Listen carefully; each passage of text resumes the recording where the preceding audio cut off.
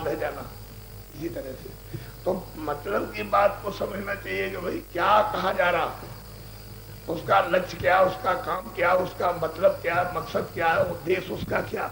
आप कुछ नहीं, बस ऐसे ही शंका, तो शंका में तुमने नाश कर दिया। स्त्री भी गई, बच्चा भी गया, बच्ची भी गई, घर के भाई बंद भी चले गए, सब उन्हीं को कंट्रोल में नहीं रख सके, तो और बातों को तो आप छोड़ दीजिए। आप क्या हालत हो गई। इस तरह से ये सब ये मानव देश ही बिल्कुल बर्बाद हो गया। जहाँ ऋषियों मुनियों साधु संतों महापुरुषों की भूमि थी, उसका ऐसा आपने मतलब ये कि भ्रष्ट कर दिया, दुर्गंध आने लगी।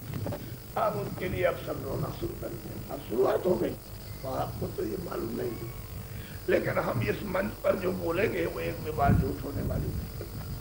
सब आपके सामने एक डायन है, मसाल लेकर के सारे विश्व में निकल पड़ी। एक डायन जट भी अब उस मुल्कों के धन को और सेठ साहूकारों के धन को गायब करेंगे। ये बात हमारी सुन लीजिए। फिर उस मुल्क में जाएगी, फिर उस मुल्क में जाएगी, उस मुल्क में जाएगी, सब मुल्कों में जाएगी, भारत में भी आएगी। और वो यहाँ के धनी मानी और यहाँ की सरकार उसके धन को गायब करेगी। जब ये रेडियो अखबारों पे आने लगे और जनता बताई नहीं रह गया है, ये सरकार की भाई किधर चला गया, कहाँ चला गया, पता लगाओ इसका। ये वो अमेरिका भी है और चीन भी है और जापान भी है। जब ये सब अखबार रेडियो बोलने लगे, तब आप मेरी बात को मान नहीं रहा। ये आप इसको मामूली बात समझते हो। ये छोटी बात नेचर है, कुदरत है, प्रकृति है, आपको नहीं मालूम क्या करेंगे। आप मतलब इसको तमाशा समझते, अरे भाई तुम मनुष्य बनो, तुम इंसान बनो, कुछ आदमी बनो, क्या जरूरत है। आप इनसे कहो कि कारखाना लगाओ, तुम सब लोग छोटे बड़े इनको काम दो, और ये ऐलान करो कि अब आंदोलन तोड़फोड़ हड़ताल नहीं होगी। जो भी आमदनी होगी उसी से आपको वेतन ज्यादा मिलेगा, उसी से मजदूरी मिलेगी, उसी से कर्मचारी जो सरकारी दफ्तरों में काम करते हैं उनको भी मिलेगा, सबकी बढ़ोतरी हो जाएगी। और जिनमें करोड़ों की ईमानदार की मेहनत के साथ शाम को बच्चों की सेवा, और शाम को जब सोने जाओगे तो मनुष्य मंदिर में 10 मिनट 15 मिनट अपनी जीवात्मा से सच्चे भगवान का भजन जिलवानी मैजिद पे अपनी रूह से सच्चे खुदा की इबादत जब करोगे तो आपको मिलेगी बरकत। वो गिरा दिया, असली चीज तो खत्म हो गई उससे। यह मेरा सामने आवाज आ रही है, ये मनुष्य शरीर बड़े भाग से तो मोटी बात है, उसको आप जरा सुन लीजिए। ये बेचारे बड़ी संख्या में कातकार हैं, तो मैंने सोचा है चलो भाई ये रो रहे चिल्ला रहे कि मैं महाराज मरा, मुझे दुआ दया दे दो। तो मैंने कहा भाई पहले तो मैं रास्ते से कोई काम करूं तो तुम्हारी तरफ से अपील करता हूँ, उधर भी भगवान से भी करूंगा, लेकिन पहले मैं अपील तो कर दूं, प्रार्थना तो कर दूं। ये बेचारा एक खासकर गरीब है, बहुत परेशान है, और इसने ट्रैक्टर का, ट्यूबवेल का, इंजन का, नाली का, भैंस का, बैल का, मुर्गी का और खाद बीज दवाओं का तमाम कर्जा इसने ले रखा, और उस पर ब्याज आग की तरह से लग गया। तो भाई मैं तो सोचता हूँ कि तुम कर्जा तो दे देना, वो तो आप उसको लौटा लेना, बाकी जितना भी ब्याज है उसके लिए मैं अपील करता हूँ, प्रार्थना करता हूँ कि भारत के प्रांतों की सरकारें हिंदुस्तान के काश्तकारों का ब्याज माफ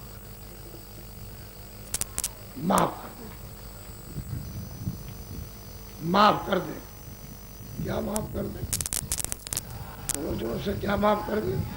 ब्याज कर्जा तो आप दे देना, हम आपका सरकारों का जस करा देंगे, नाम करा देंगे। बड़ी सरकारों के अगर ये काम कर देंगे तो सरकारों की बड़ी कीर्ति होगी। मोटी सी बात हम करवा देंगे, आप अच्छे। फिर आप पूछिए बाबा जी से कि भाई और काम के लिए धन कहाँ से आएगा, तो मैं आपको बताऊंगा। आपको कोई टैक्स नहीं लगा, कोई टैक्स नहीं लगेगा। हम आपको ऐसा रास्ता बता दें कि आप मतलब ये सीधा, यानी किसी को कोई तकलीफ, ना कर्मचारी, ना अधिकारी, ना सेठ, ना साहूकार, इनको किसी को कोई तकलीफ, सीधा आपको ऐसा। लेकिन अभी मैं नहीं बता सकता, आप पहले ये काम कीजिए, तो इसमें इनका भी भला हो जाएगा, आपका भी भला हो जाएगा, आपको जस मिल जाएगा, आपको कीर्ति मिलेगी, इंतजार को लाभ हो जाएगा, और जितना सरकारी कर्जा लिया वो वापस खजाने में जमा हो जाएगा, ब्याज ही तो। लेकिन ये ब्याज हम नहीं दे सकते, इसलिए मैं प्रार्थना कर रहा हूं, और इनका एक सम्मेलन होने जा रहा है। क्या सुन लीजिए, एक सम्मेलन किनका, भूख जोतक खेतिहर काश्तकारों का 6 जुलाई से 15 जुलाई तक नखलऊ से 35 किलोमीटर दूर निगुआ नगराम एक चौराहा है, उस मैदान में ये होने जा रहा है एक छोटा सा एक लघु सम्मेलन, और ऐतिहासिक ऐसा होगा कि आपने ऐसा कभी सोचा भी नहीं, कभी देखा भी नहीं, और कभी सुना भी नहीं। इस तरह का एक सम्मेलन होने जा रहा है, इसका भूम जोतक खेतिहर काश्तकारों का, छोटा सा, बहुत छोटा, लघु, कितना, 1 करोड़। ये तो मेरी तरफ से छोटा सा। और जब आप मैदान में देखने जाएंगे तो आप कहेंगे 1 करोड़ से बहुत ज्यादा। जितने भी कर्मचारी अधिकारी उस मैदानों में जब घूमे तो इस बात की छानबीन अच्छी तरह से करें कि बाबा जी जो इस मंच पर बैठ करके बोलते हैं वो है कि नहीं, और वो सब लोग कहेंगे 1 करोड़ से ज्यादा। 1 करोड़ तो सामने बैठने का है, जहाँ ये बैठेगी वो स्थान है। आप पहले उसको देखिएगा, ऐसे नहीं जो इस पर बैठ के बोलेंगे वो आपको वो समझना, उसी को जानना। ऐसा 45 सालों में न राजनीतिक, न सामाजिक, न धार्मिक कोई कार्यक्रम भारत में नहीं, वो होने जा रहा है। ये भूम जोतक खेतिहर काश्तकार, छोटा लघु, छोटा सा काम। इनकी एक शोभा यात्रा 6 जुलाई को सुबह साइकिलों की 8:30 बजे लखनऊ से, यानी हवाई अड्डे से उसका चिन्ह रखा, वैसे सारे रास्तों से चलेगी, जितने भी लखनऊ के चारों तरफ रास्ते हैं बाहर से आने के, और वो वहां पहुंचेगी निगुआ नगराम भूम जोतक नगर। और ये देखिए कि कोई मांग नहीं, किसी की कोई निंदा नहीं। ये आप देखिए कि किसी कर्मचारी अधिकारी के दफ्तर में कोई मांग नहीं, किसी तरह की कोई आलोचना नहीं, कोई मांग नहीं। इनको तो वहां जाना मैदान में, वहां मोटी सी बात। ये 7 जुलाई को सुबह 8:30 बजे दूसरी शोभा यात्रा चलेगी, उसमें कारें होंगी, जीप होगी, ट्रैक्टर होंगे, बस होगी, ट्रक होंगे, मोटरसाइकिल होंगी, ये सब सवारियां होंगी। और कितनी बड़ी होगी वो तो मौके पर देखने ही से मिलेगा, ऐसे अंदाजा नहीं लगेगा। और कदम रहा न कोई, बिना कहीं कोई रह नहीं सकता वो दृश्य देख करके, और ऐसा दृश्य आपने जीवन में कभी नहीं देखा। तो असली बात तो ये है कि आपने कोई बात सुनी नहीं हो पुरानी, बस वही कूड़ा कचरा भरा हुआ दिमाग को, बस वही आपके। अरे भाई वो सोचना चाहिए। और वहां पर शोभा यात्रा का स्वागत पूजन विधि विधान के साथ होगा। उसी स्वागत पूजन के साथ में यानी तुरंत ही भारत के काश्तकारों के कर्जे का जो ब्याज है उस माफी का पूजन होगा। और जब पूजन हो जाएगा फिर किसी सरकारों से कोई भी प्रार्थना नहीं करनी। काश्तकारों, तुम अपना झंडा अपने हाथ में, 1 बालिश लंबा 1 बालिश चौड़ा, उसमें ये लिखा रहेगा भूम जोतक खेतिहर काश्तकार समूह, और नीचे लिखा रहेगा हम गरीबों का ब्याज माफ कर दिया जाए। बस ये है आपका झंडा। इसको आप हाथ में ले लीजिए। अगर सांप मर जाए और लाठी न टूटे, काम आपका हो जाए, कोई आंदोलन नहीं, कोई हड़ताल नहीं, कोई तोड़ फोड़ नहीं, कोई अमानवीय काम नहीं, कोई किसी की व्यवस्था में बाधा नहीं किसी तरह की। अगर वो काम आपका हो जाए तो वो रास्ता चलो। ये तो काम आपने सब देख लिया, इनसे तो कुछ होने वाला होगा ही नहीं, न हुआ न होगा। अब दूसरा रास्ता पकड़ो, सीधा साधा अपना झंडा ले लो, बस ये आपका। जितने झंडे आप साइकिलों पर, जितने भी आप जितने वाहन होंगे उन पर सब पर यही झंडा। जो पैदल जाएंगे उन पर भी यही, जो मैदान में रहेंगे उन पर भी यही। करोड़ों आदमियों को आप झंडे में देखिएगा। ये तो छोटा सा एक लघु भूम जोतक खेतिहर काश्तकार इनका सम्मेलन। आप उसको, और हम गरीब को देखिए हमने कितने देश में मेहनत की, आप इसको, और हमको ये देखिए हमको कुछ नहीं चाहिए। क्या चाहिए कि दिन में काम करो और शाम को बच्चों की सेवा करो और अतिथि की सेवा करो, फिर उसके बाद जब सोने जाओ तो फिर आप 15 मिनट 20 मिनट इस मनुष्य मंदिर में सच्चे भगवान का अपनी जीवात्मा से भजन भजन सब चीजों का भी सोच लेंगे, तुम्हारे पाप भी धुल जाएंगे, उससे भी तुम अच्छे हो जाओगे, रोग धोग भी निकलेगा, गरीबी भी तुम्हारी जाएगी, झगड़े भी तुम्हारे जाएंगे, मारपीट भी तुम्हारी, हिंसा भी तुम्हारी जाएगी, रास्ता भी बदलोगे तो ये बड़ा भारी नुकसान होने वाला। अभी तुमने मुसीबत क्या देखी, आगे बड़ी भारी तकलीफ आ रही है। अभी ना आपने बीमारी देखी, महामारी, ना आपने सूखा, ना काल, ना भूखमरी, ना कोहराम, ना कोलाहल, आपने अभी ये कुछ नहीं देखा। ये तकलीफ आगे आने वाली, उस तकलीफ के लिए बचाव वो आपको संकेत देते हैं। पीछे से जब आ जाएगी तो फिर आप कुछ नहीं कर सकते हो, बचाव करोगे तब तो ठीक है, और नहीं तो पीछे से मत कहना कि बाबा जी ने कहा वैसे तो मैं इस इलाके में नहीं आया, वैसे तो तमाम तो सत्संग किया अगल बगल से, निकल गया हूँ इधर बीकापुर में, इधर उधर।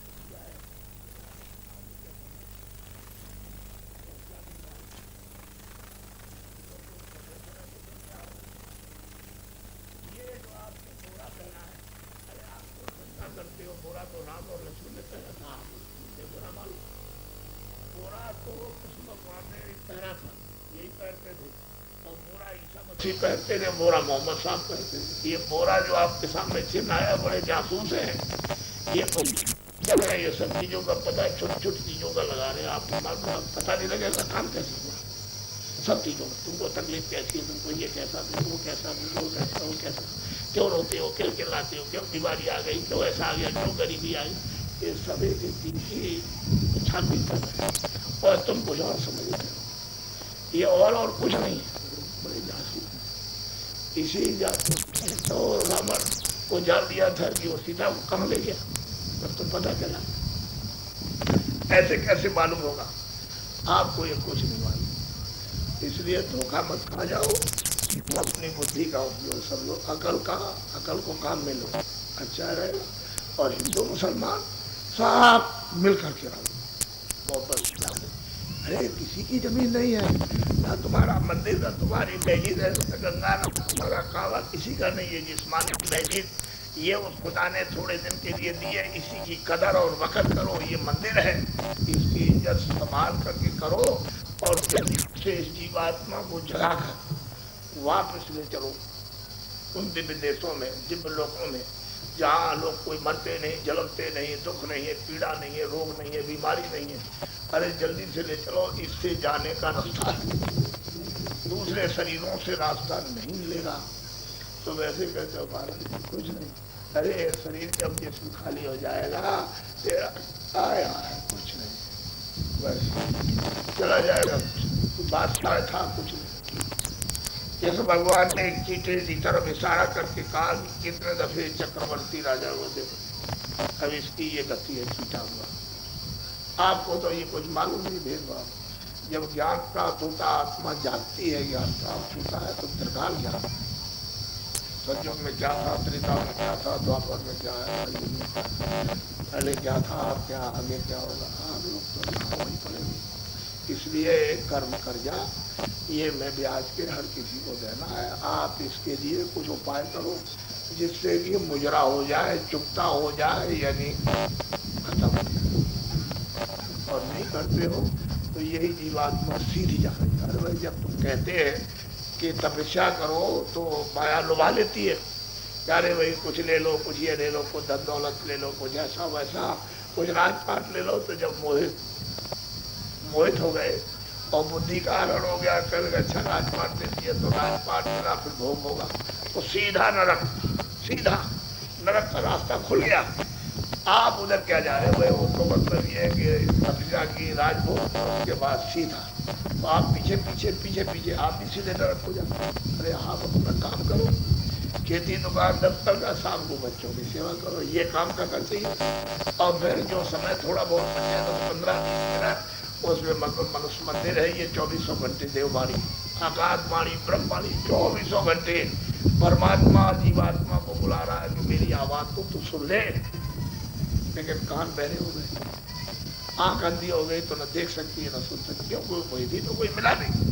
वेदी अगर मिलता कि तेरे कान बंद है, तेरी आंख बंद है, और तू ले अपना ऑपरेशन करा ले, उसमें दवा लगवा ले तो जल्दी से पर्दा साफ हो जाए, तेरे कान भी खुल जाए, आंख भी खुल जाए, तो तू उसकी बाणी को सुन, उसकी आवाज को सुन, तो उसके रूप को देख, उसके देश को देख, उसके आनंद को ले। तो वो तो कोई वेदी तो मिला जानकर वैसे। खैर अब दो चीजों का है, तो मैं इशारा आपको मैंने कर दिया, आगे समय खराब हो, दो चीजें ध्यान में रख कर एक तो शाकाहारी हो जाओ सब, कोई हमसे कोई मतलब नहीं। शाकाहारी का मतलब अनाज है, सब्जी है, सूखे गीले फल है और घी दूध है, 100 बार खाओ। मैं आपसे मना करूं तब आप कहना, और कपड़े जितने पहन सकते हो दिन में पहनो, 100 कपड़े बदलो, अच्छे मकान में अच्छी झोपड़ी में रहो। दूसरा यह है कि बीड़ी पियो, हुक्का पियो, तम्बाकू, मैंने तो कभी पिया नहीं, मुझे तो मालूम है नहीं, आप ऐसा कोई नशा मत करो कि जिससे बुद्धि पागल हो जाए।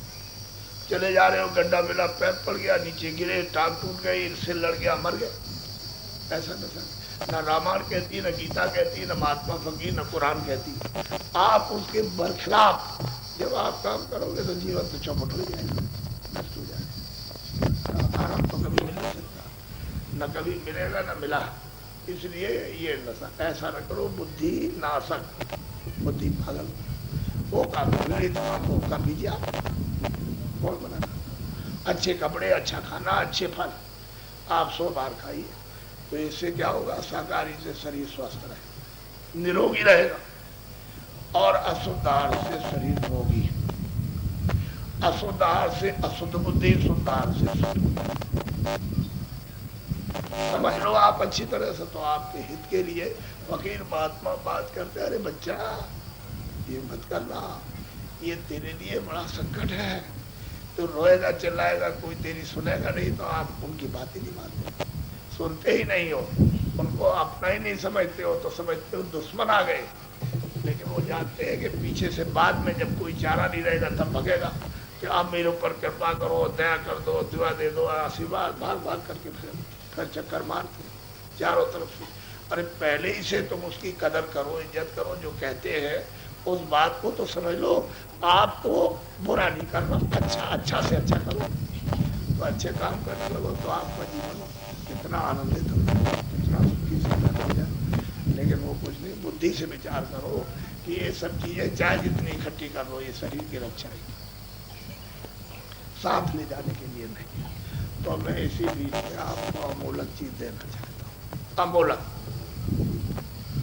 आत्मधन। ये तो संसारिक क्षणभंगुर सामान है, मिटने वाला, और वो आपके साथ ना आया न जाएगा। अब वो आत्मधन है जो आपका खजाना गड़ा हुआ है, आपको मालूम नहीं है कि कैसे खुदा जाएगा और कैसे मिलेगा, तो उसको कहते हैं आत्मधन, रूहानी खुदाई खजाना।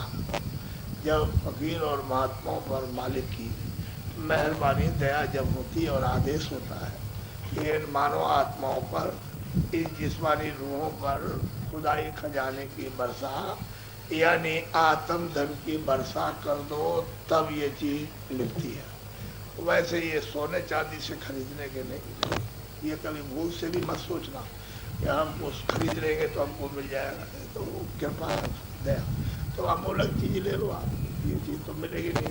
आप घूमते फिरोगे, तमाम प्रयागराज घूमोगे, इधर जाओगे, कोई पश्चिम जाएगा, कोई पूरब जाएगा, कहीं कुछ नहीं, आपको घर बैठे मिल रही है, बड़ा सौभाग्य है। और ये समझ लेना कि हमारे पुण्य की इस समय घड़ियाँ बहुत उच्च कोट की ऊंची चल रही है, तब हमको ये चीज आज प्राप्त हुई घर बैठे, नहीं मिलेगी कहाँ। फिर बाद में आप समझोगे कि वास्तव में सही बात ही कही है, असल में ये महापुरुष ऐसे मिलते हैं। अरे भाई कोई अगर मिल जाए, कोई सेवक मिल जाए सेवा करने वाला, तो उससे सेवा करा लो, आपको अपना काम कराना वो करा दीजिए। तो मैं अमूलक चीज देता हूँ। जो जो भगवान का नाम बोलूंगा सब लोग एक साथ एक आवाज में बोलना, पीछे नहीं, और सब लोग मुख से आवाज निकालना, अंदर अंदर नहीं कि अंदर ही अंदर बोलो, मुंह से नहीं। मुंह से बोलोगे तो ये मालूम होगा कि आप शुद्ध उच्चारण कर रहे हो, आप शुद्ध नहीं बोल रहे हो। तो जो जो नाम बोलता जाऊंगा आप बोलते जाना, जब मैं चुप हो जाऊंगा तो आप चुप हो जाओ। बोलो जय गुरुदेव।